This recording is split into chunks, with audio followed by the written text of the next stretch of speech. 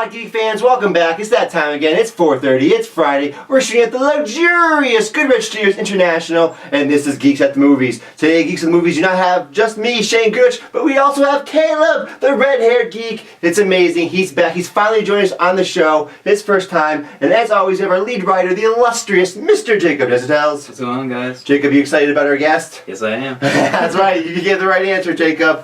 Let's get right to it with the geek news. 2 new TV spots for the upcoming Batman v Superman have been released. Caleb, did you see these? I did. Oh, what a great guest geek we have. What did you think? My first impression, I watched them in order, number 1, then number 2. And What was the number 1? The Batmobile one. Okay, Yeah. the Batmobile one. And okay. the second one was the Lex Luthor scene with the 2 heroes. But then the thing I noticed was that it's directly cut from the original trailer. Like, it's not really new. Like, it's not new footage. It's just like, oh, let's just take... The footage is new. The voice aren't new. Yeah. Right? When we saw that one shot of them standing together on top of the Batmobile in the Comic-Con trailer, but everything else from that scene is new. Right, because they made it look like it was cut during the scene where Batman has that super armor on. Yeah. But he's not. Batman literally just takes the Batmobile and just runs into Superman. Yeah, basically. And then in the second TV spot, it's Lex Luthor saying like, oh, you know, it's so great to have these 2 people meeting each other. Which was from the second trailer, right, where you see Clark Kent and Bruce Wayne, and there's at a cocktail party, and I really love that scene. Yeah. You can see the animosity building between them. Jacob, do they already know who they are? I think that Bruce Wayne knows who Clark Kent is. I'm not sure if it's the other way around, but they might know who they are. But in that one scene, that is all old footage, but we get one new line where he says I can't remember what Bruce Wayne says exactly, but it's just basically like another line that they're like, I'm gonna fight you eventually. You know? Yeah. See, I was thinking Batman doesn't keep his bat suit lined with lead, does he? So doesn't Superman automatically know who he is as soon as he sees him? In that one teaser that we got where Superman rips off the mask from Batman, he probably already knew who he was because he can see through, Right. So yeah, that's why he was tied up in the first place. Yeah. It's just like, oh, I'm not gonna gloat, and then we'd be like, psh, your But identity. that scene that you're talking about, doesn't it have that weird flying things in it? That could be a dream. A dream, where he's in the desert. Or a vision. But I think it could be both. Maybe he goes there and then he sees all these things flying around. He Batman himself gets a vision and then he wakes up downstairs and Clark Kent's BDSM chamber. But I really like the first TV spot. That was my favorite of the 2. And because we get to see where that line comes from, and we get to see how much of a badass Batman really is, because he just runs his car into Superman, it bounces off of him. Superman rips off the hood, and he gets out, and he's like, "Tell me, do you bleed?" You will. And Superman hears that. He has super hearing, so he's still listening in on the conversation. When you saw the Batmobile coming at Superman, what did you think was going to happen, Caleb? I just thought Superman was just going to punch it straight in the center and go flying over the head, a la Winter Soldier style. But it's just psh, straight into him. Just cool.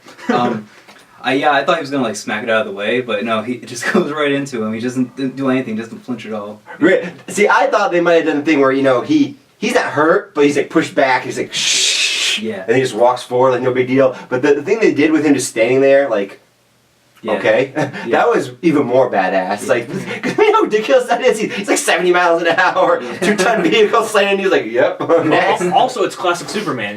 Just not giving a crap about anything that happens to him. Yeah. All right then. All 3 of us are excited about Batman v Superman. Come back to stay tuned for our review. We're gonna do lots of talk about it. Maybe we'll actually do an after theater thing. Who knows? But now let's move on to it's Marvel. Ooh, the arch enemies of DC. We all know this. We just saw the first teaser trailer for season 2 of Daredevil.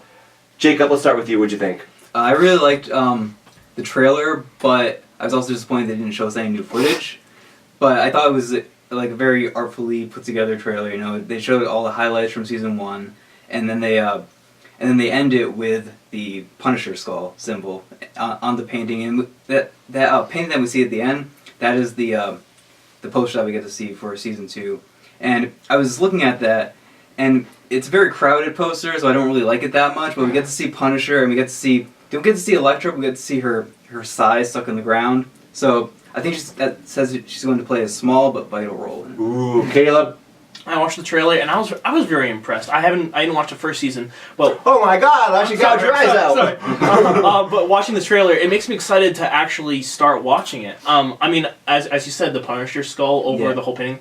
I watched the trailer through, and then when all the glass shatters, I'm like, oh, there's a Punisher skull right there. That's really awesome. But then I went back and I rewatched it, and the skull is there from the very beginning. You just don't notice it as much. Like when all the lights go down, then you know, oh crap, this is the centerpiece. Yeah. So I really enjoyed the trailer. I'm excited to see what's going to happen.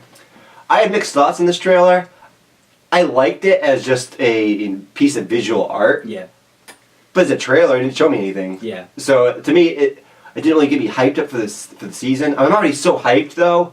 I mean, really, but there's different kind of trailers you can make. We had like Jessica Jones to me is the classic example. They had that really artsy trailer that got me really pumped, but it was like this piece of art in itself. And there's the other more traditional trailers, just are kind of random scenes thrown together, which can work if they're good and interesting. This is even another kind of trailer where it's more of a retrospective about the past season. It's reminding you what's happened before. It's like, here's all the major players in the game. They're still there, right? They're still around. Remember this stuff, right? It's kind of hyping you up by reminding you about how awesome the past was. It's like, yeah, this show was really awesome. Yeah, I do want to see it again. Actually, I'm now convincing myself how much I really want to see it again. And I'm talking myself through this. It actually is kind of clever, I think, right? And this really what this trailer was. It was to announce the release day of season 2. It was because it wasn't announced yet, so it's March 18th, and I can't wait to see it. It's only like a few days before Batman v Superman comes out, actually. So we're gonna like watch that, then go see Batman v Superman. A horrible binge watching of that, and then we're gonna be watching Batman v Superman. Are you gonna watch the first season of Daredevil, Caleb? I will try to. I will try my hardest to at least attempt to watch it. How many 13 episodes? Yeah, 13 episodes. And they're like 55 minutes each. Okay, so they're a little bit on the long side, but that's okay though. That's okay. They're like a HBO show as opposed to like a 43-minute, network show. Yeah, I'm fine with that. But I mean, you gotta watch it, dude. Jacob, tell me he has to watch it. You have to watch it, Caleb. It's really awesome. Also, if you like that show, you might like Jessica Jones. But I would start with Daredevil first, because I like that one a little bit more. Yeah. Right? Jessica Jones is great too, but not quite to the heights of Daredevil. Anyways, let's move on to item number 3 in the Geek News. A report from Variety is claiming that a short list of actors to play Han Solo in the upcoming Star Wars spin-off film about the character has been released, and it includes Miles Teller, Dave Franco, Ansel Elgort, Scott Eastwood, Logan Lerman, Emery Cohen, and Blake Jenner. The report also stated that one of the chosen actors will make a cameo appearance first in this year's Star Wars Rogue One. Jacob, there's a bunch of people we just listed here. Yes. I'm going to throw maybe one picture in this after I edit it, but don't worry, they all look kind of the same, so you're good to go. So don't even worry about it. Start. Well, the name that stands out for me is Dave Franco, and that's because I don't see him as Han Solo. Like, that's just a really weird name, but who knows? He could make a great Han Solo. But I also really like Miles Teller. He doesn't look like Harrison Ford at all, but he's a really good actor. I really like him and what I've seen in Whiplash. You watched that? He was good in that. All these other names, I don't really know any of them except Scott Eastwood. He's Clint Eastwood's son, I think. And then do any of them actually look like young Harrison Ford? See, I think it's Logan Lerman. He actually played a young Harrison Ford in a What? In Age of Adeline. It was this. I didn't see it, but it didn't get great reviews. It was where Harrison Ford, he was old in the present, and then it made a flashback, and it had him playing as a young Harrison Ford. See, the thing is that out of this list, I don't think Logan Lerman is qualified to be a Han Solo. Yeah. Like, we know him from movies that involve a teen audience, it's geared toward teenagers or whatever. I just feel like, as a Star Wars fan, I don't want to see him as Han Solo. It's just like that gut reaction of like, oh, my sister's like this guy. I don't want to like him too. Wait, but do you want to see anyone else as Han Solo other than Harrison Ford? That's true. We're gonna have to see what happens. Whoever is cast, either we're gonna like him or hate him. It's really out of our control. But we have to wait until that time comes. What do you think about like this concept of this movie, Jacob? Do you want to see someone else as Han Solo? Should this movie exist? I think they should just get a 70-year-old Han Solo to play young Han Solo. Of course, digital effects, Yeah, yes. Just, but they're getting better. That's going to happen at some point. You know that, right? In movies, I was thinking about this. That is going to happen where you're going to have an older actor. I mean, they've already had, this in small parts.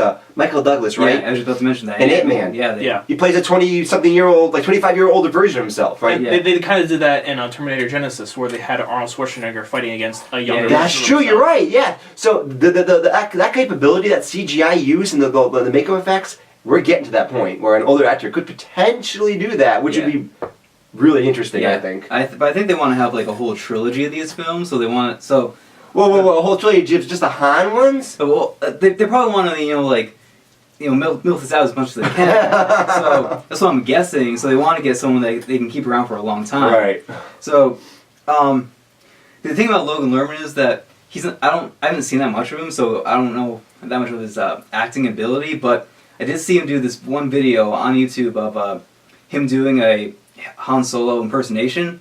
He can do a really damn good Han Solo. Like, not only does he look like him, he does a really good impersonation, but that doesn't say anything about his acting ability. Yeah, because I've seen people that are like really good at doing impersonations. That doesn't mean they're good actors. It's a different kind of thing. It's usually all ad hoc and off the cuff. Yeah. Right? You're not interacting with other people generally like that. Either way, overall, are you excited for this film, or are you hesitant about it? I'm excited. They got I can't remember the directors' names. They directed the Lego Movie and Cloudy with a Chance of Meatballs and the Jump Street movies. So they know comedy. I want to see them branch out into something else. There's going to be comedic tones in this movie, but overall, I'm really excited for it.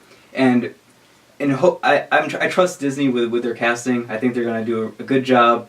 And even if he doesn't look like him, hopefully they get someone that can do a really good Han Solo. Optimistic as always, Jacob. How about you, Caleb? Overall, what are your feelings right now about the project, this Han Solo movie? Are you excited or like, I'm not sure about this? I'm not really sure, because once again, it all depends who they're going to cast. And casting is like one of the most important parts of any movie. So if they cast someone bad and they get it wrong, it's going to be known as the next Phantom Menace. However, I am really excited for the movie and how it's going to turn out. Like, what story are they going to tell with young Han Solo? Yeah. It would be really cool if they started off with the Kessel Run.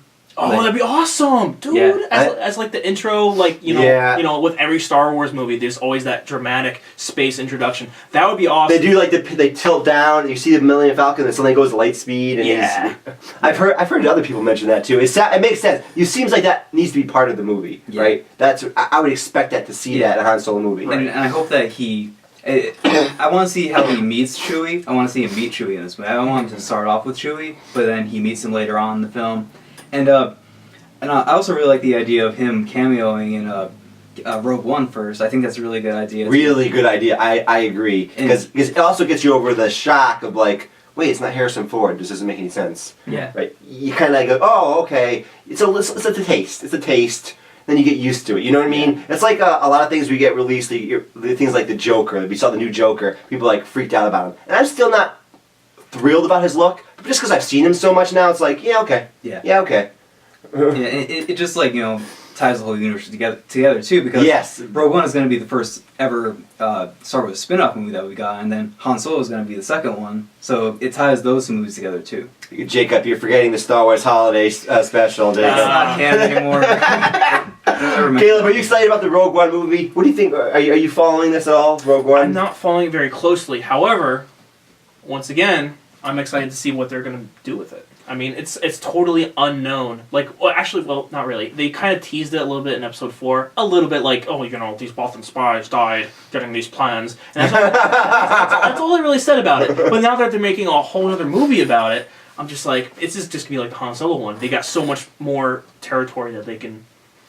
They're doing the Star Wars verse now. They're creating the shared universe, this huge thing. Yes. And I like it because I like shared movie universe. I like the concept because I was always more of a TV guy than a movie fan. And one of the things I liked about TV is you could explore characters and stuff in more depth. But with these shared universes like the MCU is doing, or the DCU, or Star Wars is doing, Transformers apparently is also doing it, but whatever, right? You get that same kind of expanded look at like you get a TV show with characters, but you get a big budget. Yeah. Which is so cool because usually with TV shows you don't get that big of a budget. I mean, a show like Game of Thrones is unusual, where it's like much more cinematic, but otherwise usually there's a sacrifice made. But anyway, we stuck on this for a long time. Let's move on to item number 4. Last August and many other times, it was reported the long-awaited Deadwood movie based on the HBO series would be happening. Many times. Over the years, they've been bringing this up over and over again, teasing me and beating me with this news. Well, now HBO program president Michael Lombardo has stated the film will happen, but provide no further details. Jacob, you know Deadwood's one of my favorite TV shows all time. It's like Deadwood, Star Trek Next Generation, probably Game of Thrones, probably like my triumvirate, the three, my holy trinity. I love Deadwood. I think it's an amazing show. You saw Deadwood. Yes. You thought it was good, right? Yes. Yeah, I really like it. Yeah, so it's an amazing show. I still am skeptical about this, just because I've been burnt so many times that they're gonna make this movie and it didn't happen. What do you think? I agree with you that I'm really very skeptical about this, just because he's just like a head of a company being like, yeah, it's gonna happen, eventually. And then he said that he has he has a promise to keep for the creator of the show to make it happen. But the show ended in 2003. Yeah, I know. Yeah, that doesn't mean anything. But I really like the show. I would really like to see a movie, because they could do something really special with it. But if they ever really do it, it's probably just going to be an HBO movie. You said doo-doo. Okay, I said doo-doo. I'm sorry, continue. We're so mature here. Continue.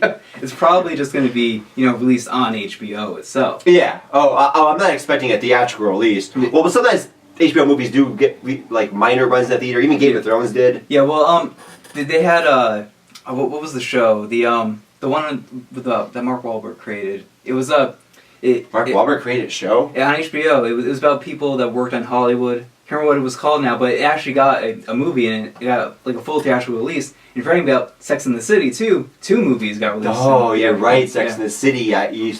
Deadwood, at the time when Deadwood came out, it was HBO's most expensive show up to that time. Then Rome shortly came out after and beat it. Like the most expensive set ever. It was a really expensive show, even though it's really fairly small scale, but they just bring the town of Deadwood to life. It's a western set in Deadwood. It's a gold mining town, and there's factions vying for power. It has a lot of classic western stuff, but it's really interesting with the stylized language and the grittiness. They actually took real artifacts, and over the years, over like the 3 seasons, they kept decorating the set with more actual stuff, just old western stuff. Caleb, what do you know about Deadwood? I know jack squat. After hearing you guys just gush about this TV show, I feel really bad that I don't know anything about it. Do you like westerns? I love westerns. Do you like stylized language, like stylized dialogue? What do you mean by stylized dialogue? It's very Shakespearean. That's what people have said about it. It's not. It's stylized in the sense that it's not naturalistic. It's not how people actually talk. It's poetic. The way they talk at times, it's like Shakespeare in the sense that it's not like how people actually talk. Sometimes it's more like poetry. Not in that's actually like Shakespearean. Like you won't go, oh, this is like Shakespeare, but it's the same concept where it's like, whoa, this is not how people talk. Right. It's more streamlined and pleasing to the ear. Is what you're saying? It's poetic. Okay, it's stylized. That's my best way to describe it. It's not how people talk. Yeah, I prefer the more realistic, especially movies with Clint Eastwood. I'm not such a big John Wayne guy because that's too. Well, that's not realistic. Yeah, I know. See, those examples aren't realistic dialogue either. Yeah, I know, but with Clint Eastwood, it's like kind of what you're saying about Deadwood. It's that rough, realistic Western movie. Whereas I guess Clint Eastwood is a little bit of a spaghetti Western. Anyway, but I don't know. It's a different style than Unforgiven. If you think of Unforgiven, it's gritty. It's a hard R. It can be violent. It's a lot of sex, a lot of drug use. It's well known for being the show with the most swears in it. Yeah. I think they say fuck 45 times in the first episode, more. Wow. Yeah, it's got the most profanity of any show. To the point of absurdity, though. That's one of the things why it's stylized, because it's the point of absurdity. Yeah. There's one character who basically for the whole first season, the only thing they can say is cocksucker. Cocksucker! And that's all they say. And they make a joke about how he keeps saying it. He says it in different intonations. Yeah, the one episode where that's all he says, and he's the main focus of that episode. Right, and he's explaining things are happening. It's very bizarre. Right, like I said, it's stylized. It's really creative. The dialogue is creative. Right. And you have to see it because it's hard to describe. But except for the dialogue, it's basically very gritty, super realistic, violent. The people are all really multifaceted, which is one of the things I like about it. I hate dry two-dimensional characters. And they got some real none of the characters are like pure good, pure bad. Mm-hmm. They're all mixed up. It's great tones, but I'm not want to get myself too excited because I'm still not starting this actually to happen. So let's just move on to item number 5. Back in September 2014, it was announced that TNT would be developing a live-action Teen Titans TV series with production set to begin in the summer of last year. However, TNT has now announced they will not be moving forward with this series. Jacob, I don't know anything about this. What is this? Okay, well, I was a really big fan of the Teen Titans animated TV show that was on Cartoon Network. I loved that show. It had a Robin, Cyborg, Beast Boy, Raven, and Starfire. Did I see that show once, like an episode of it? You saw Young Justice, which was it's kind of the same idea as young superheroes who had all these mentors that are grown up superheroes like Batman and Superman. But this was gonna have a different lineup from the animated TV show. It was gonna have Cyborg in it, which I think is really bizarre because he was a really big character in the animated series. Robin. Yeah. I think they were going to have Robin actually evolve into Nightwing. That was going to be a really interesting idea that they could have explored. But I'm really sad it's not going to happen now because I was really excited to see what they could do with it. I didn't know if it was going to be any good or not, but I was really excited to see what they were going to do. And you and me were talking before the show started, and you said you were a fan of the TV show too, right? I was. And once I read this, I'm just like, oh, that would have been such a cool idea. They could have done so much with this. Yeah. But then now that I'm reading it's not happening, I feel really sad inside. I didn't know that they were going to omit certain characters, like you just said Cyborg, but I just that core lineup of all those superheroes being young and mentored, that would have been a really good avenue to explore in terms of a TV show. Yeah. And then, of course, they totally ruined Teen Titans with Teen Titans Go later on. I didn't like that. That's just that's purely for kids, In Teen Titans, that was it was made for teenagers basically. Yeah. And then, that was really bizarre too because they got all the same voice actors to stay in the show and they just changed it up completely. So that was really weird. But talking about the live action series, I think they were going more for the current Teen Titans lineup, which is has Hawk and Dove.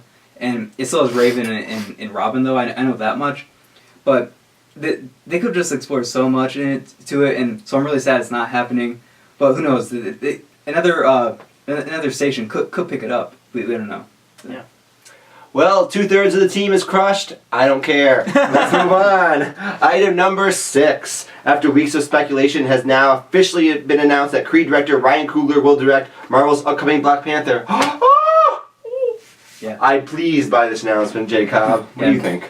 Me too, even though I've seen nothing by Ryan Coogler. Neither have I, but I just heard that Creed was really good. Yeah, I heard Creed was awesome, and same with Fruitvale Station, which he also had Michael Jordan star in. So maybe he'll have Michael B. Jordan have a cameo in Black Panther too. But I'm really excited about this because first we heard Ava DuVernay, the director of Selma, which was a really good film. That she was going to direct it first, and she passed on it. Then the director of Straight Outta Compton, he was going to direct it too. And then he passed and went on to the next Fast and the Furious movie.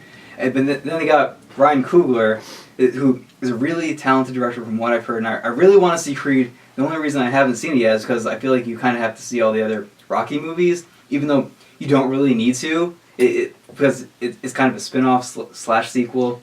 But it is directly related to those first few Rocky movies. Yeah, so if anything, watch the first two. I did. I have seen the first two. I'm just kind of a completionist. I want to see the other two, the other ones first. So, what do you think about it? My dad's favorite superhero growing up was Black Panther. Oh. So I've kind of drawn that off of him and we see him sort of in the trailer for Civil War, which is going to be awesome. So pumped. Go Captain America. Awesome. And so this Black Panther movie, I just feel like it's going to be a huge money grab in a good way. It's going to attract all the fans, and fans are going to be like, oh, I never heard of this superhero before. All MCU films are money grabs now. Because even in the 70s and 80s, Black Panther was kind of like a minority in the terms of major superheroes. So now that's becoming its own movie. Whoa, that's a surprise. I bet it's going to get a lot more popularity. Yeah, I'm pumped about this film. And I'm pumped about the Creed director. The reason why I'm excited about him is I knew Creed was a good movie, but it's also part of a franchise. It's the 7th Rocky movie. Yeah. So he actually had to know something about what happened beforehand. And again, I haven't seen the movie. I've seen the first 6 Rocky movies. I haven't seen the 7th one. I'll see it soon. And Jake, you need to see it so you can do a review. We can review all of them. It doesn't matter. Yeah. But the point is, it's a franchise. So he comes to a place where there's established lore. He has to respect that lore. He has to respect the characters that already exist in that universe, right? It's difficult sometimes for some directors to participate in this shared universe. Remember with Age of Ultron, Josh Whedon. There were some problems there they had. With his creative vision was being compromised by we gotta set up this movie, we gotta set up this movie, we gotta have Thor bathing for this movie, right? So there were some compromises. But for someone who's already used to working on an established project like this, it's like, oh yeah, I understand. Yeah, you got your thing going. I'm just here to help out, right? So it seems perfect to me. Yeah, and also he's a very different style of director for a Marvel movie because. He kind of directs, he goes really in-depth into the characters in his movies, is what I've heard. So I think he's going to go really in-depth into who Black Panther is, who T'Challa is as the king of Wakanda. So I'm really excited to see that. And this also has some bad news for fans of Creed because they said they wanted to get working on Creed 2 right away. So he might not return to it, so they're going to get a different director. But we'll see what happens. Have you seen Creed? No, I haven't. Man, none of us, you suck. Man, none of us have seen Creed. We need to watch Creed. I also heard about that too, about him being taken away. Apparently, at the moment, he's still a producer and he's still writing the script with Stallone. Okay, yeah. So he's still part of the project. But yeah, how if he's going to be directing it is kind of up in the air now. Anyways, let's move on to item number 7. As many Star Wars fans know, all of the original cast reprised their roles in the 7th installment, The Star Wars Force Awakens, including Peter Mayhew as Chewbacca. But it has now been revealed that a Finnish basketball player, Jonas Sutamo, also took on the role as the Millennium Falcon co-pilot during some of the more action-oriented scenes. Jacob, I asked you to include this, yes. And I specifically asked you to include just because this gave me the feels when I heard about it. Because I thought that was the respectful thing to do to this guy. Because no one knows what he looks like, right, Peter Mayhew? Yeah. The hardcore fans do, right? But no one else cares. If they could have hired anyone else, paid this random Finnish basketball player way less money to just have to do the noises, whatever, right? But instead they got a guy who's 7 years old now and doesn't have the easiest time getting around. He doesn't move very well if you see him. And they're like, you know what? We're going to still bring you back and we'll help you up with this other guy. Jacob, what did you think about this? Yeah, I thought it was a really good idea for them to do that. Because you have this guy, he's old, he can barely walk actually anymore. Yeah, he's 7 feet tall, and usually people that are super tall, like that, the extreme heights, they start to have problems pretty early in life, like back issues, because most humans, you don't get 7 feet tall. That's really freakish. Yeah. I imagine a person like a foot taller than me, Jacob. Yeah. You know what I mean?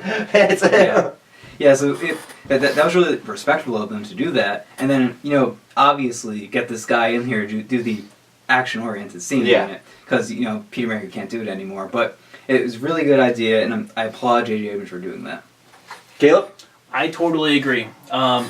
As we know, a lot of the returning actors are really old, and their bones crack very easily. I broke a hip, or Harrison Ford, he broke his leg. Damn. So I feel like this was the right way to go. I mean, just having Peter Mayhew in those action sequences as Chewbacca would have felt a little bit awkward. It wouldn't have worked because you see the guy, he can't walk very fast. Right. It would be like, what? Right. So I felt like it was a good idea to include this other actor to take his place. And it seems likely that this other actor is probably going to continue playing Chewbacca for years to come, as Peter Mayhew won't be able to play the role. Yeah. And also it makes sense because Wookiees, if you know the lore, live a lot longer than humans do. How long do they live, Jacob? Do you know? I don't know the exact number. I think it's somewhere around 300 years. So it's a lot. Chewbacca never ages. He always looks the same. Yeah. If anything, he looks better in the movie. Yeah. So obviously Chewbacca can still kick people's asses, unlike Peter Mayhew can. Right.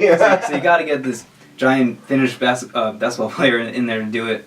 So I just thought it was a really respectful idea. So I'm looking forward to seeing this guy in it, even though we're not going to see his face at all. Nope, but as long as he can make the grunts and do the things, it's fantastic. But anyways, we've now reached that part of the show that we like to call Geek Talk.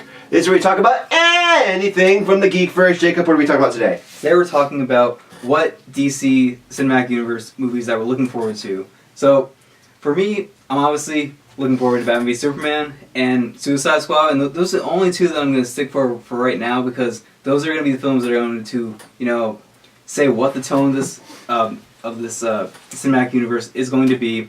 And by then they'll have 3 films, including Man of Steel. So after Suicide Squad, I'll be looking forward to other movies. So I'm going to reserve my judgment for Wonder Woman, all those movies for now, and just focus on these 2 movies.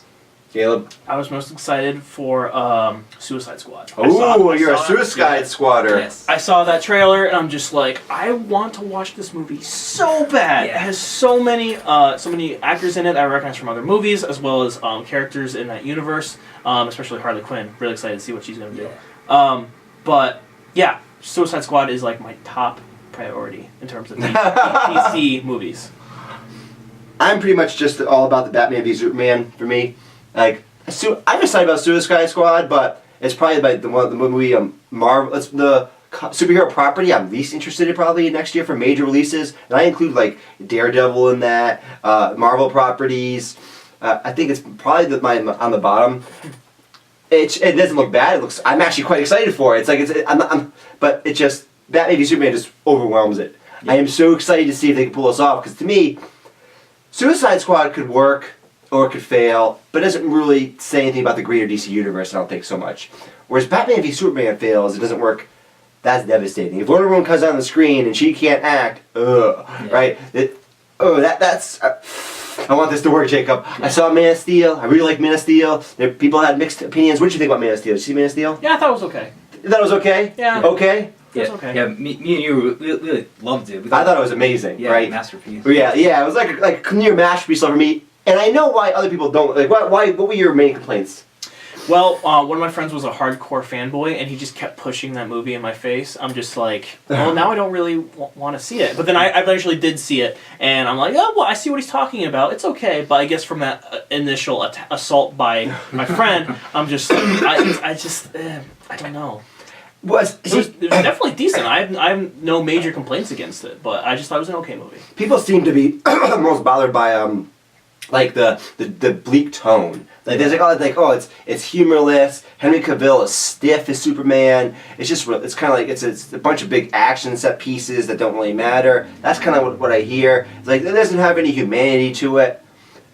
And I actually see some of that. Like I find Henry Cavill's performance of Superman at times. I mean, there's that one scene where he's walking down the street. He's about to fight the other Kryptonians.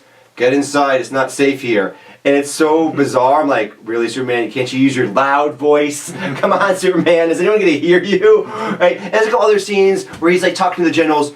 Don't mess with me, General. Right? He's a little stiff as Superman. And there's very few jokes. And it's all very serious. Right from the beginning, the whole Krypton planet dies. Yeah. So much destruction and mayhem. But to me, it was just visually, it brought Superman to life. Yeah. One of the reasons I never liked Superman, that's another thing, I hate Superman, the character. I never liked Superman, which is now bizarre because now my favorite comic book is Superman comic book, and now one of my favorite comic movies is Superman comic movie. But throughout my life, I've always disliked the character. I've always liked this character. He's boring, he's stupid, and uninteresting. And I realized one of the reasons why I disliked him, though, is because you couldn't bring him to life properly. They didn't have the special effects to do it. So I never could buy this guy as a super godlike figure. They say he's a godlike figure, but then he's not. But then it didn't work. Yeah, a god that wears tights. Yeah, here he was like, wow, this is what a person with godlike powers could do. I mean, it's crazy the things he does in that movie. Yeah. When he fights that weird gravity generator thing, I don't know, that terraforming device. Yeah. The whole scene is kind of confusing a little bit, I found. Yeah. But just when he destroys, you're like, yeah. That thing was changing the entire planet. He just flew right up. He just flew right up through it. And then the Hans Zimmer score, right? The combination of Hans Zimmer score and them fighting, I just got so pumped by the music, all right? Where other things didn't matter as much to me. I was looking for certain aspects. I was looking for good fight scenes, good visuals. There was great performances from Russell Crowe and Christopher and Costner. Kevin Costner. Yeah, Kevin Costner. Right, his two dads, and it worked to me. And I understand that serious tone can bother people. Like, I was thinking about this with Man in the High Castle and Fargo we were talking about. And, and I see, I saw some people hating on Man in the High Castle, and it seems to be the same reasons they don't like the Man of Steel. it's too bleak. Yeah. It's like, where's some humor? Where's some fun, quirky characters? And I'm less into that kind of thing. So it doesn't bother me if I'm missing that more human element sometimes. Yeah. And I think that whole report that was going around that DC has this rule for all their movies, no jokes. I think that got disproved with the second Batman v Superman trailer. The only part that I liked, well, one of the only parts that I liked, was that joke at the end, where it's like, "Is she with you?" No, I thought she was with you. The Batman voice. Yeah. That was already disproved. There was a few jokes, like 3, in the Man of Steel. Yeah. But, anyways, anything else you want to say about the upcoming DC film slate? Nope. I'm really excited for Batman vs Superman as well. Not as much as Suicide Squad, because that's just my personal opinion. But yeah, everything's gonna be awesome. Oh yeah, we're gonna check it out here at Geeks and Movies. We're gonna review it. We're gonna talk about it. You know the deal by now.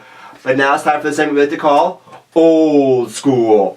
This is where we talk about any movie over 10 years old. This week we're kind of tying this to some other news. David Bowie, famed musician, actor.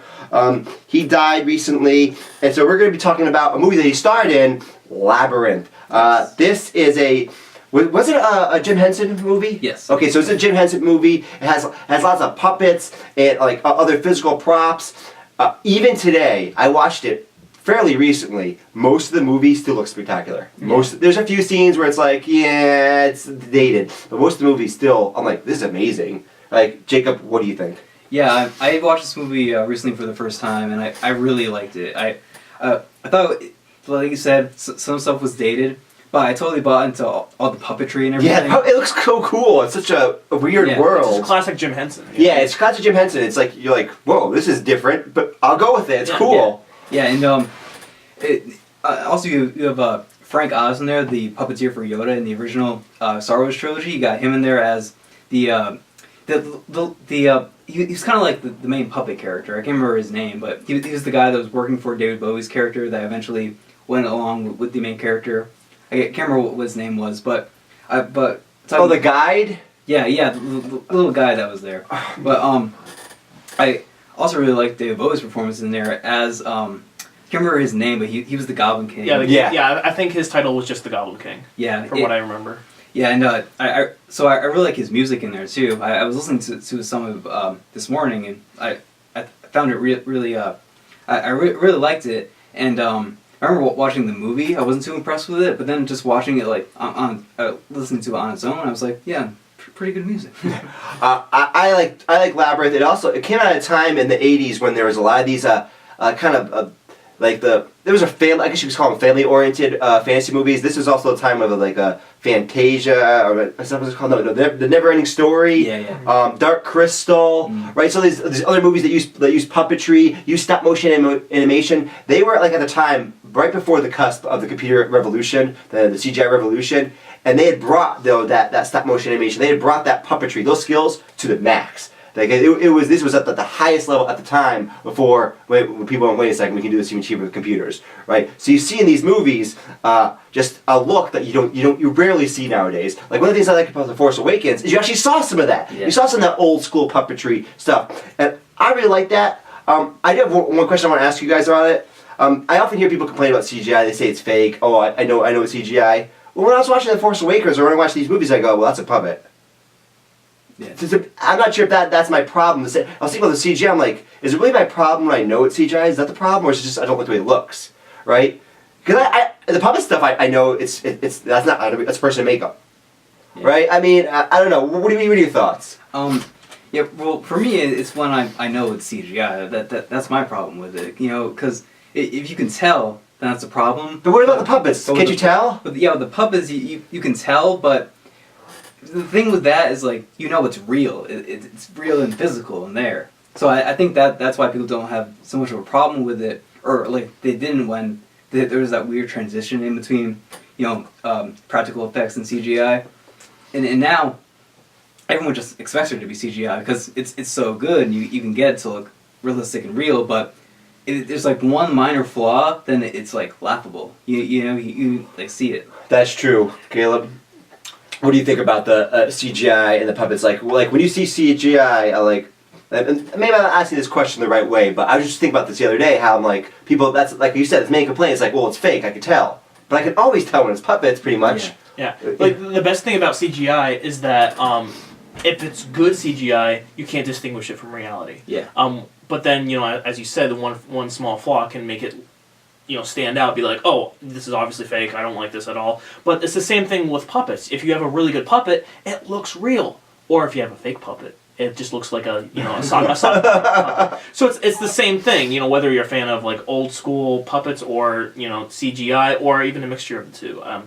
With Labyrinth, I feel like most of the movie's budget went into puppets, which is why it looks so good, and why it holds up really well.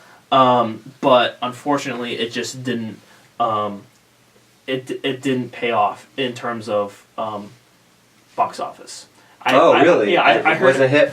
No, I have no idea I heard what box office was. It cost around $25 million to make, and I'm betting most of that went into makeup and props and stuff, and it only made $12 million. Okay. So I wonder though, because now it's a cult classic. I like to know like the DVD sales, the home sales, because I hear so much positive talk about this movie. I just wonder if it did poorly at the box office, but then made up its money elsewhere. Because I hear, like in the Geekverse, like I hear this talked about a lot. They'll be like, "It's so cool! You see Labyrinth? It's such a neat movie." Either way, though, I wanted to talk about this week because David Bowie is gone. I also liked a lot of David Bowie's movies. I always liked the Under Pressure he did with Freddie Mercury. That's a good song. Another famous musician also died. Lenny Kilmister from Motorhead. I don't have a Motorhead t-shirt, but one of my favorite bands of all time, Metallica, well, at least old school Metallica, they were heavily influenced by Motorhead. Right? Motorhead they were one of the founders of the heavy metal genre. Right? They really brought the British new wave of heavy metal into play. They popularized heavy metal. They influenced a lot of the thrash metal musicians from the 80s, like Metallica, Megadeth, Anthrax, etc. There's a movement apparently that there's some new heavy metals found, and they want to name one of them Lemium. Yeah.